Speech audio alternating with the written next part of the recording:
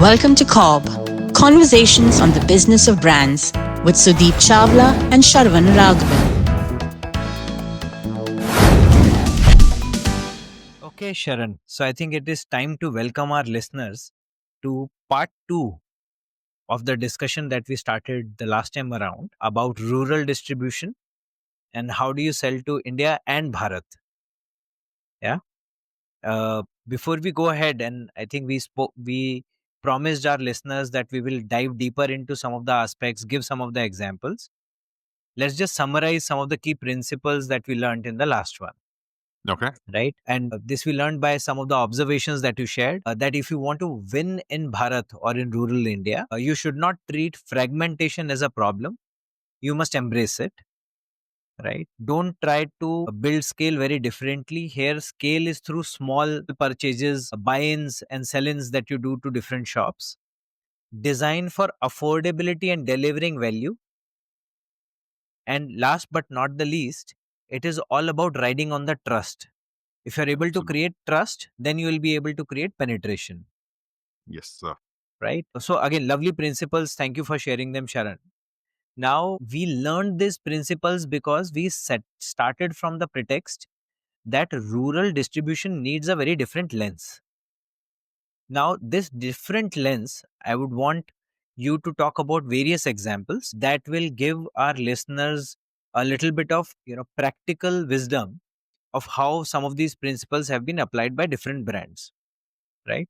What we must bear in mind, and the listeners must too, that rural distribution hasn't appeared overnight. Right. It has been there for since a lot of years, many decades. And usually from our ASM days, Sharan, we've seen two broad models. There is the hub and spoke model, like we used to have in Cadbury, that you will have a super stockist who will have sub stockists in some big villages, who will again have some retailers, etc., who will buy from smaller, who would be stationed in smaller villages, will come and buy from the sub stockist, right? Okay. So the company is responsible to make the stock reach the super stockist, and that is how it flows. And that sort of breaks the cost down, and different people own distribution costs for different legs. Right. And the substockist also is not exclusive. They kind of Yeah, aggregate multiple brands also, correct. most of the They're time. largely a big dealer. Yeah. They're not a distributor, right? Yeah. Then the second one is where the companies take ownership of distribution, and which is called the van sales model, or the ready stock sales, whichever way you call it. Right. So you would load your stock, estimated stock, onto a van or a jeep or whatever works there, and you would travel from village to village, selling small quantities directly. And this is more like serving demand there and then, but you are limited by, number one, the cash that the person has, and number two, the stock that the vehicle can carry. Right. So this therefore shortens the delivery timelines or fulfillment timelines, takes all the costs into one bucket, but has its limitations of its own. Right. What aspect are you unlocking for us? See, this, the van sales model and the hub and spoke model, they work to a large extent for most companies. And it worked because not many brands were going there. The amount of brands that were available was very low. And the main objective for the business was to make sure there was availability of the product. They said they're aspirational. They will find the fact that it's even available in their location is a big deal for them, and they will lap it up. That is the premise this plain availability driven distribution was all about. These consumers have evolved, incomes have increased, their the choices are better, as in they want more. They than just accepting what is available, they're demanding for specific choices. And they are very, very digitally connected. And brands also understand this. And it's not just about reaching out to villages anymore. You need, if you were to talk about the performance marketing language, you've got to start addressing the top of funnel, even for the rural customer now. Mm-hmm. And that is where the innovations started coming into the business. Okay. Just give us a few examples of brands that have done this and have created reasonable success for themselves. So we spoke about Project Shakti. Yeah, lovely What example. what they did was, it was interesting. They did not try to urbanize the rural market. They didn't try to change the market. And most of the brands that succeeded here did not try to change the market. They are the ones who changed their approach to the market. And they accepted that rural consumer or the rural India is not one monolithic figure. It's a mosaic of different cultures. And they approached it and solved for it specifically. So what Shakti did was, it's a very, very popular story. There are many case studies about it. Was that instead of sending the salesmen to the stores, it's because it is difficult to reach, right? Even via van sales, there's only a certain amount of villages and stores you can reach. So they appointed women. They took the help of the self-help groups and they remodeled the multi-level marketing approach and trained these women to become homepreneurs. So they could work from your home. You could even supply to stores. And what happened was, when they had this MLM model, it wasn't getting too much traction. There's only so much distance the women could also cover. So they started saying these women are the ones who will supply to the retail stores. So they created that line also. So they no longer had to depend on the wholesaler to supply to the stores, to the villages. The women would pick up from Unilever and Unilever would just supply the stock to them. And I think we discussed this in the last episode also, is that almost 15% of HUL's rural revenue comes from the Shakti Ammas. Yeah. And they call Shakti Ammas. It's such a empowering bit, right? Correct. Amazing example. I think uh, it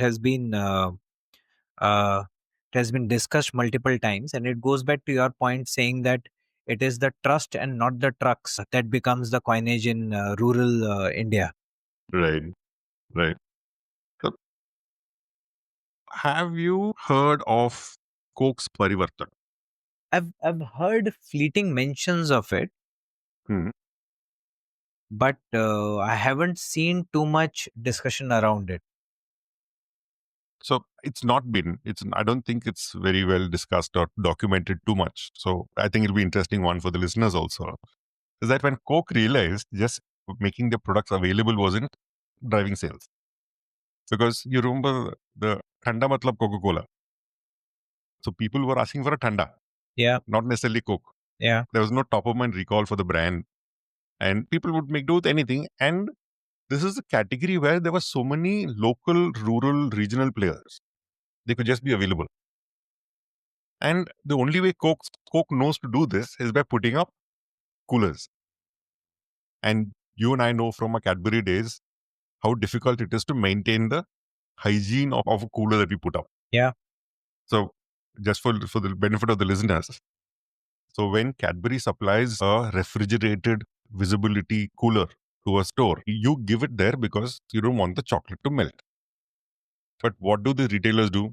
One, they stock all chocolates in there. Sometimes they even stock dahi, paneer in the cooler. And the worst is they switch it off at night when they shut the shop. Yeah. So it's difficult to maintain a visible cooler even in an urban setting. So in rural, where electricity was intermittent and sometimes even absent, they decided they had to do merchandising. And they trained shopkeepers in saying how to take a Coke out, how to maintain a cooler, how to do FIFO, Yeah. and what stock to put in the front, what stock to put in the back, how to open it and how to place it on the counter. For you hold the Coke bottle in a way that you don't hide the label. You put it down on the counter for the customer to have it. So they're making an experience out of the product. But the catch, or rather the biggest innovation they did, was that they put solar powered coolers in these villages. So these could keep running no matter what, whether there's power or no power, and it is no longer dependent on the power supply of a locality. And because of the solar powered coolers, this became a, pun intended, cool thing for the retailers to have in their stores. And they started taking care of it, and the hygiene was pristine because it was by Coke, for Coke, with the solar panel that was being given to them. Nice. I think they train even on merchandising and managing the coolers. I think this is brilliant because they've taken a concept what they have, They understood the issue that they have in rural. They know how to solve for it, but they solve for it by understanding the local ethos and the local issues that they face, which I thought was brilliant. I know. And in this era of shopper marketing, modern trade, etc., all of what they trained might seem intuitive, but when they would have started, this would have been an alien language to anybody And around them. let alone Coke. Imagine the retailers who were being trained on this. Yeah, I know.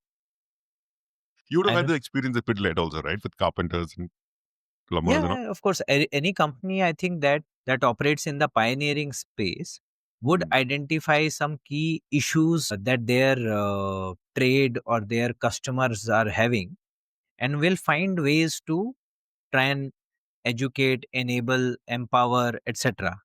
Some of them obviously then become fairly trailblazing executions, you'll find similar stories for most pioneering organizations. I must confess. Absolutely. And this also brings the sales ethos, right? It's not about making your product available. The company takes responsibility for the offtake also. Yeah, And correct, they demonstrated the smallness of action multiplied at scale.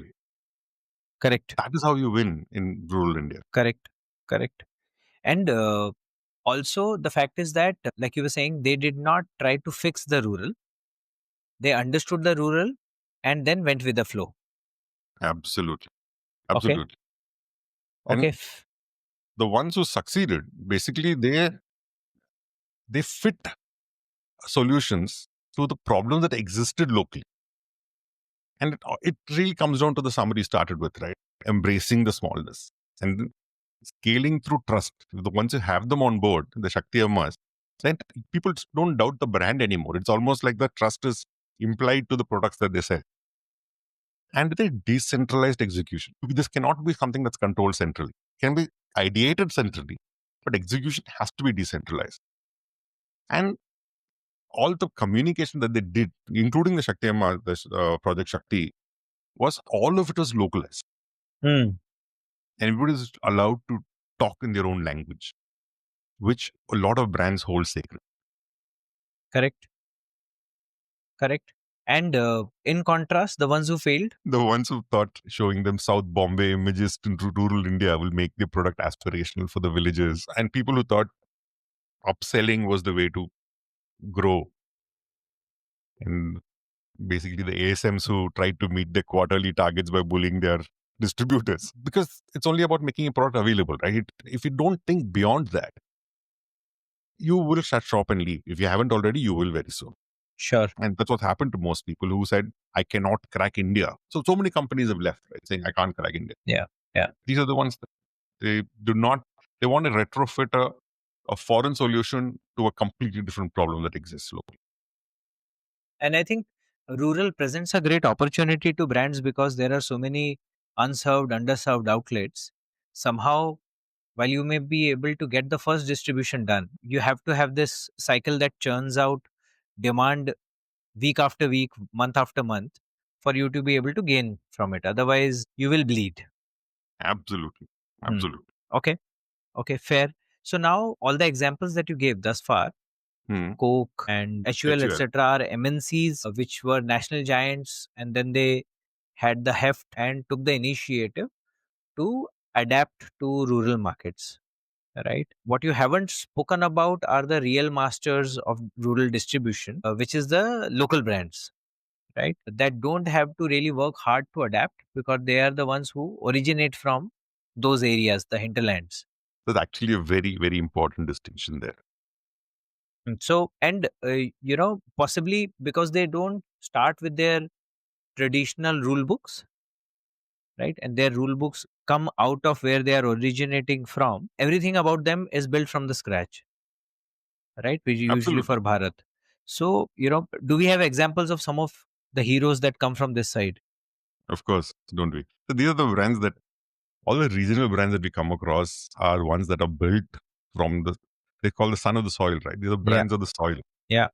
And like you said, they don't have an international playbook or a brand guideline to solve for. And their first instinct is sales and distribution. And if you look at this brand that I've always looked at with what to say, inspiration is Ghadi Ghadi Detergent. Detergent. Yeah. So they, even before ITC did, they built a network of these cycle distributors, two-wheeler distributors, who would take their stock and go village by village selling it there. And they, I think initially they did only 5 and 10 rupee packs. So that's all my customers can afford. That was the only logic they had. And they made sure these bicycle vendors were carrying this village by village, giving the stock and not asking for payment. It is all on credit and trust. Even for a Nice. new store that they were giving, it was only on trust. Nice.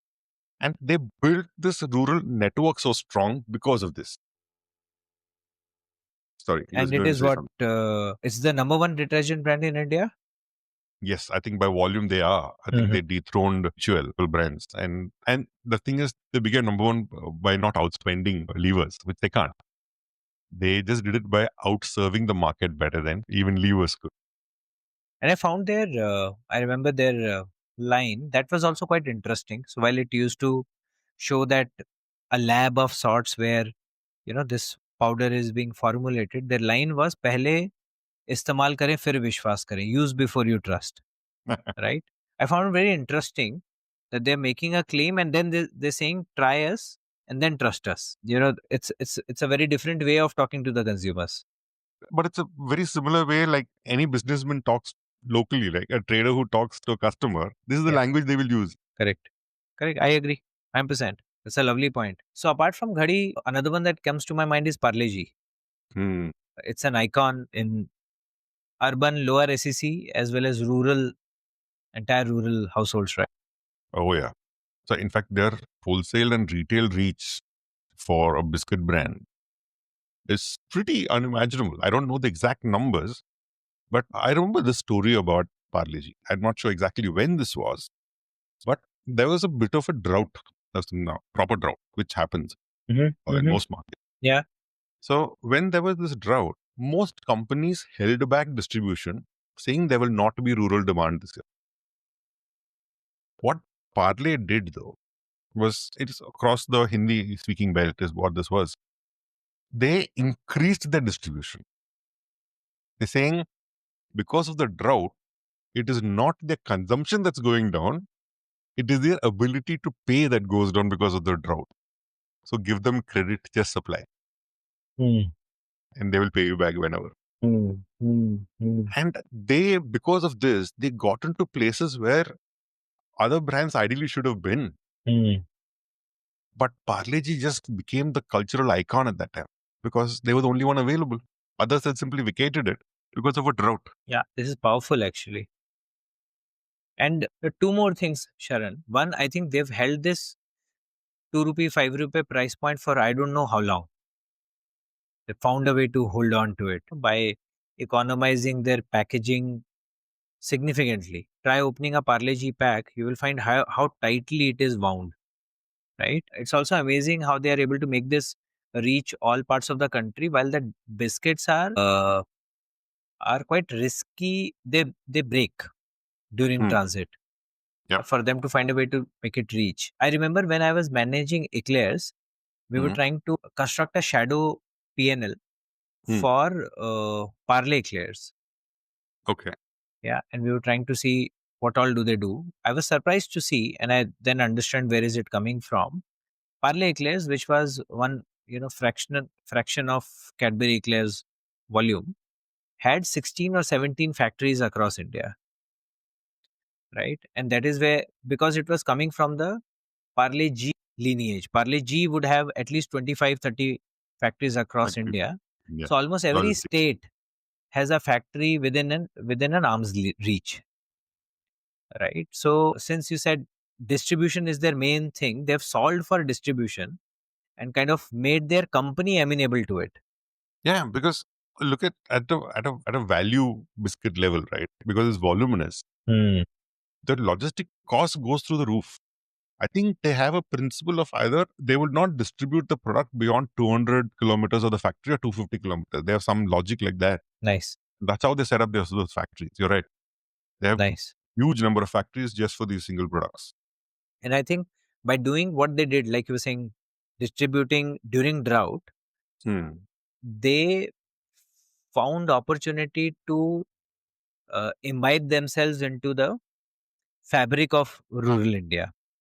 Absolutely. And that has a play on the equity also, no? Because in urban India, while there are fans of Parle-G, have nostalgia value and all, it's still a value biscuit. It's not something that you'd crave too much or you would put in a high space.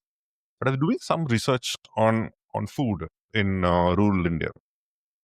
And there the equity is very different. It was very close to Ferrex and all baby food, because Parle-G is a brand I trust to feed my kid, who was the primary emotion that they had for the brand. Equity is very different. This is like Horlicks in South. Exactly. As funny as it sounds, it is. That's No, how close it is. I remember I was interning in GSK back in 2005. I was a summer intern there. And I had a batchmate from IIM Indore. I think it was him who said this. I don't remember very clearly, but it was a South Indian who was trying to describe the equity of Horlicks for me. And he said that the last thing that my grandmother wanted to consume before she passed away was Horlicks. Wow. So, I found it very, very hair raising, and, something that really you can't count in the amount of revenue your brand makes. That kind of cultural significance of a brand is rare to come by. No, it's a completely different level of equity now. Yeah. Okay. Your talk of rural reminds me of another example that I booked on. Have you heard of this brand Tata Vyron? Tata? Vyron. Vyron. Yeah. No. It is a fencing, the barbed wires, you see. Uh-huh. So they have a brand in Tata Steel called Tata Vyron. Okay. So it's only in rural India. Obviously, it's for agricultural land. Fencing is what this is primarily for. And there are different grades of it. So what they did was, when they launched this brand, this is the first branded fencing wire. And it was 3 times more expensive than anything else in the market. The category was flooded with the local cheap variants. And there was no reason that the consumers understood, saying, this is a barbed wire, that's a barbed wire. Why should I upgrade to it? And the brand team had full logic saying what kind of steel this is, how this will not rust, this, that, and all. But none of it is working with the customers. What they did, though, finally, local level done by one ASM, was that they activated locally for the village fair. There was some problem in conducting the village fair because there was some fund shortage. Okay. So Tata Varan stepped in and conducted the village fair. And they conducted farmer meetings, giving them lectures on how to manage farming, setting up information booths for them. Or if you're growing this crop, check this out. And not talking about Vyron at all. In one of this, they also incorporated by fencing, how they should take care of fencing of the agricultural land. Okay. And they didn't sell it. Not one point did they sell it. But they kept answering questions about agriculture. I think they'd even tied up with a agriculture research center or some university in the city to answer questions about farming and some disease sorting out for the plants and all. Because of this, they built so much trust that they started asking them for farming equipment solutions. And then Vyron was sold to them. And they didn't mind the 3x, because that time they were willing to listen to why it is just an expense but an investment on their farmland, because they'd won the authority figure. This is basically content marketing at a complete grassroots level, rural activation. Yeah. Another powerful example, I think. If you have a very logical pitch for your product, which is slightly technical in nature, you must first establish trust and expertise before people engage with you in a pitch which is highly involved. Yeah. Because at that time, they wouldn't understand, they don't know why they should listen to you, right? It's almost the other way around. Pehle vishwas kare, fir is completely opposite of Ghadi proposition. Excellent. No, I that's probably the essence of winning in what Rama Bijapurkar calls the Lilliput land. Absolutely. Right? You have to find a way to integrate yourself into the rural fabric, and then you should be able to command uh, value that you really need. Now, so even if you zoom out, right, that's pretty much what it is. It's all about hyper local distribution. Yes, you must be available, but how you available also builds trust. And your smallness, the affordability must be built into your product. It's not something you do downsize for a certain customer, that you have to deliver the experience at the price point, and these are the price points. So the reality, except you must partner with the community. That is how you build. You don't build, you buy trust. As in, you can shortcut to gaining trust by partnering with the community. You've got to understand the local culture. You cannot sit in Delhi and Bombay and say, this is how rural works. You've got to get to the market. And the other thing is, rural is a lot more sensitive to seasonalities. The harvest, the festivals, the monsoons, and they don't function necessarily according to our fiscal calendars. We've got to adapt to their calendar. And that's how these brands win in this market. There's no other way to do this. Interesting. I think these are different ways in activating trust and building lasting relationships. Absolutely. Right? Okay. And and some of the things that you're sharing, while there is sufficient to learn from Shakti Amma and the Coke example as well, but it's quite humbling that a lot of these, very innovative, very interesting, very intuitive solutions are coming from smaller local brands. Because that's where they belong, right? That's where they And belong. if you notice it, these are not the brands that are activating rural. They just belong in rural, right? So in marketing, we use a lot of these war terms. We're going to conquer the market. We're going to take over this market. But it is not about taking over. It is about belonging to rural India. It's about, can you belong enough for customers to believe that they can trust you, they can be with you. That is the core of it all. Okay. Fair. So, like you said, it's about belonging, it's about creating trust, etc. And hence, possibly, some of these brands have a little bit of advantage because they belong from there. But the MNC examples also tell us that it is not impossible to create that trust as long as you are willing to invest for the long run. Absolutely. Okay. Fair. So we have spoken now about fundamentals of rural distribution. We have given examples of local as well as MNC brands. Is there a framework or a model that you can give to, brand marketers or people who are listening to us so that they can think about rural distribution? We spoke about this sort of 3-4 principles that we spoke about the last time around. So I'll actually stick to Ramabija Burka's language. I'll put it in how she's put it in a book itself. First one is, fragmentation is the starting point. It's not a problem that you encounter after solving further things. This is what you have to solve for. Second is, small is scale. You don't scale by selling more to fewer customers. And especially with quick commerce, that's where I see a lot of brands thinking of it as a shortcut. It's not.